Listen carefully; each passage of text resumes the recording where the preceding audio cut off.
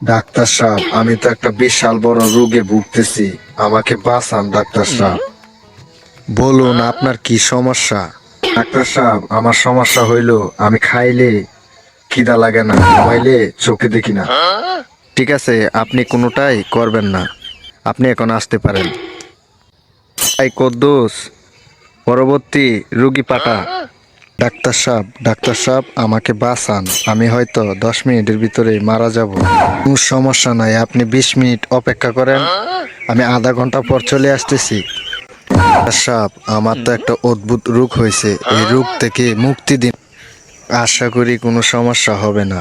আমি আপনাকে একটা ওষুধ দিচ্ছি, প্রতিদিন খালি পেটে 1 চামচ করে খাবেন। ডাক্তার সাহেব, খালি পেটে চামিচ খাওয়া তো অনেক কষ্ট, শুধু ওষুধ খেলে হবে না। ডাক্তার সাহেব, আমাকে তো কুকুরে কামড়াইছে, কি চিকিৎসা করুন? আপনি জানেন না আমার রুগী দেখার সময় বিকেল 4টা থেকে বিকেল 5টা পর্যন্ত? হ্যাঁ ডাক্তার সাহেব, আমি তো জানি, কিন্তু হতচারা রাস্তার কুকুরটা তো জানে না। ডাক্তার সাহেব, আপনি আমার চিকিৎসাটা করুন।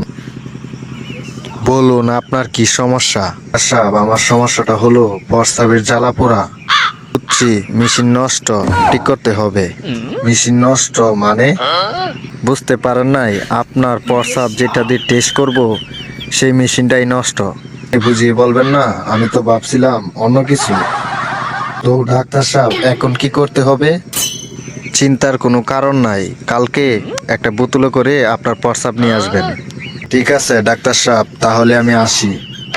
ডাক্তার সাহেব, আমি তো কিছুতেই ঘুমাতে পারছি না রাত্রে, আমি তো একটা কঠিন রোগে ভুগতেছি। বলুন আপনার কি সমস্যা?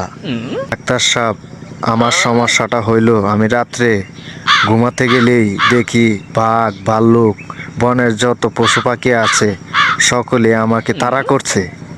নিয়ে কোনো ভাবতে হবে না, এটা কোনো সমস্যাই না। আপনি একটা কাজ করবেন, বড় করে একটা লোহার খাঁচা তৈরি করে কাঁচার ভিতরে শুয়ে ঘুমাবেন। বন জঙ্গলের পশু পাখি আর আপনাকে ডিস্টার্বই করতে পারবে না। হাই বন্ধুরা, আমাদের এই ভিডিওর কোন পার্টটা আপনাদের কাছে ভালো লেগেছে কমেন্ট বক্সে কমেন্ট করে জানাবেন।